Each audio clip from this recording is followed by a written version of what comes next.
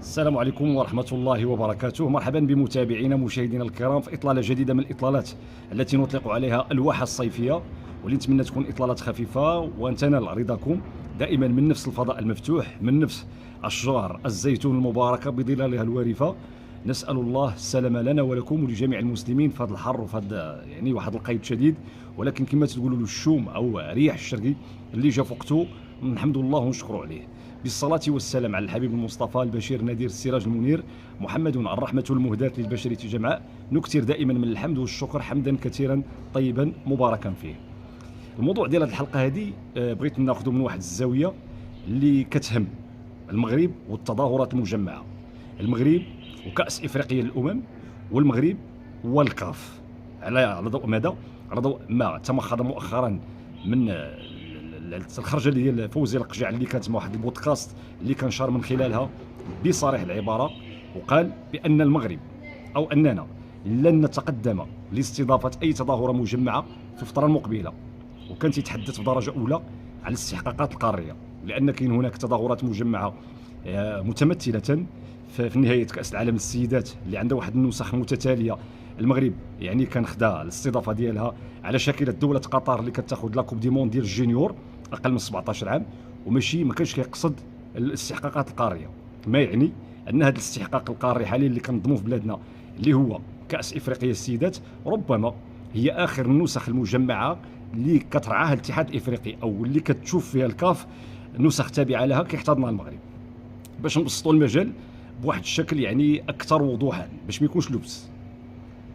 الاشغال اللي كاينه حاليا في مجموعه من الملاعب المغربيه خاصه اكادير بالتوسعه على شاكله ملعب طنجه الكبير، يعني حلبة المطاطيه اللي كاينه ديال المضمار ديال العاب القوى ما غتبقى شايفه اكادير، نفس الشيء الملعب ديال فاس، نفس الشيء الملعب ديال مراكش. هادو ملاعب يعني كنعتقد ماشي كنعتقد هذا هو الواقع، الاشغال اللي تفتحات لهم ورش مفتوح فكيتم التهيئ ديالهم لاش لكاس العالم 2030 بمشيئه السميع العليم. ولا نعاود لهذا الموضوع مع الصبليون وهذا الجدل اللي كاين مؤخرا والصراع اللي كاين، واحد الصراع يعني عنده ابعاد اخرى باش ياثر على الشراكه اللي بيننا وبين البرتغال والصبليون في كاس العالم. غنتناولوا في واحد الموضوع ريتما تجتمع لدينا المعطيات والبرقيه مفهومه وانتم عارفين شنو كنقصد.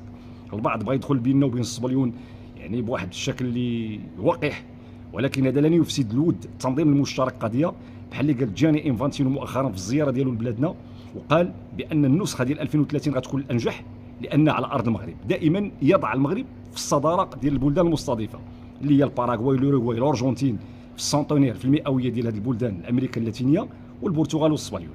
باش ما نكونش عاوتاني لبس، باش نوضح معكم، الكاف حاصله، الكاف النسخه ديال 28 ما عارفاش فين ديها، وكانت كان عندهم السيد باتريس موتسيبي اللي عاش الفتره الذهبيه ديالو في الموندا الاولى ديالو بسبب المغرب، اللي نقدوا على مستوى لي زوسكار ديال الكاف في المسرح ديال محمد الخامس في قصر المامونيه وفي المجمع ديال محمد السادس، ونجحنا ليه جميع التظاهرات، تظاهرات المنتخبات النسائيه، تظاهرات ديال اقل من 17 عام، كاس افريقيا 25 26 اللي اعتبر الانجح في تاريخ الكؤوس الافريقيه، بل انه لا يقارن مع اللي كان اللي دازوا عبر التاريخ من 57 حتى 26.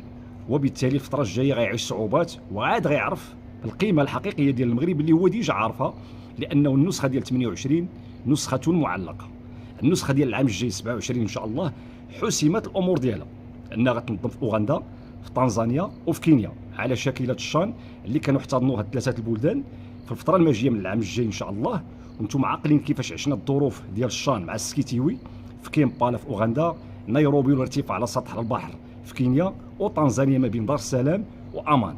ظروف صعبه، ملاعب ما غنقولش امبراتيكابل، ولكن ما غترقاش المستوى اللي كان عند بلادنا في 26، لان هذه مساله لا تقارن.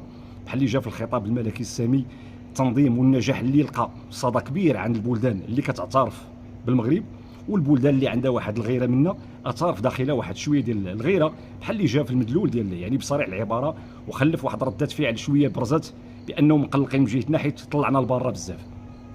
ولكن نسخه 28 هي اللي فيها اشكال، لان غيطلعوا فيها المنتخبات ل 28 منتخب، 7 المجموعات.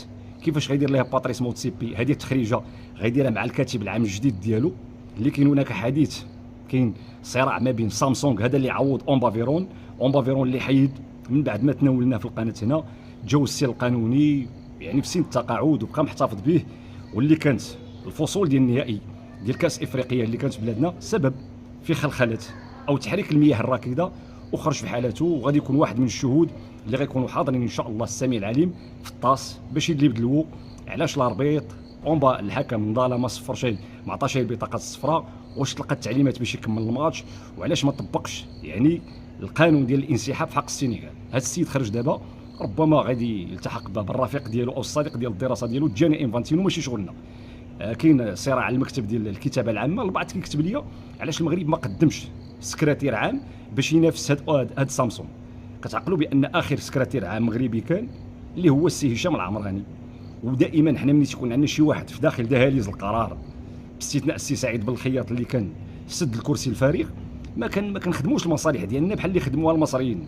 العائله ديال فهمي اللي سيطرات على الكتابه العامه، عمرو فهمي مصطفى فهمي باه جدو عمو ورثو داكشي، وكانوا يعني كيقول له اللي مو في دار العرس كيبات مع الشي، او اللي بغى يتصاحب مع القراب كيتصاحب معاه في الليالي. حنا ما كنطبقوش هذا الشيء لدرجه ما رجعش لكم الملف ديال ايبولا كيفاش تشتريطا. حنا كنخدموا داك النزاهه الفكريه والحياد السلبي، بدليل انه الوحيد اللي دخل في التموقع الاتحاد الافريقي من بعد ما هزم راوراوا ومن بعد ما ازيح يعني العهد السابق ديال عيسى حياته هو فوزي القجع. ومع ذلك في التموقع والنفوذ ديال فوزي القجع، القرب ديالو من احمد ومن باتريس موتسيبي نائب اول نائب خامس الامانه ديال الماليه، ما خديناش حقنا حتى على مستوى التحكيم.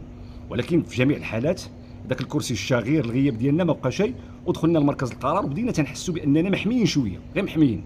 هذا غير باش نوضعوا نقطه علاش المغرب ما يقدمش كاتب عام الاتحاد الافريقي. النقطه واضحه. الموضوع ديال الحلقه مرتبط بالتظاهر والجماعه. موتسيبي حصل 20 كان تيعول على المغرب باش ينقد افريقيا على شكلات المباريات ديال المنتخبات اللي ما كتستجبش لدفتر التحملات وما لقات فين تلعب ولعبات عندنا، على شكلات النسخ ديال 17 ديال السيدات ديال جميع النسخ وجات لعنا لي زوسكار ديال الكاف. فهاد النسخه ما لقاش ليها مجال، الوحيد اللي يقدر ينقدها هو بلادو جنوب افريقيا كقوه رائده كدوله يعني راقيه، دوزت كاس العالم في 10 ودوزت كاس افريقيا في 13. مصر اللي دوزت كاس افريقيا في 6 و19، ما كنهضرش على النسخ القديمه، قادرين ينقدوا هذه النسخه ديال 28. من غيرهم كذاب، يعني من غيرهم ما كاينش شي بلاد الا لما كانش شي تنظيم مشترك، اثيوبيا، بوتسوانا، جنوب افريقيا، الزيمبابوي وشيء من هذا القبيل. لذلك المغرب، علاش جبت انا هذه القصه ديال انه او نطرق لهذا الموضوع ديال التظاهرات المجمعه، بحال اللي تيكتبوا البعض ماشي القجع الذي يقرر، القجع هو ينزل توصيات، ينزل توجه دوله، ينزل حتى على صعيد الناس باش ما تبقاش يعني تروج. حيت حنا كنديروا هذه الحلقات الصيفيه اللي ما كتكونش عندنا فرصه، ملي كتكون كوب دي موند، كوب دافريك، صراعات، شي حوايج مع الطاس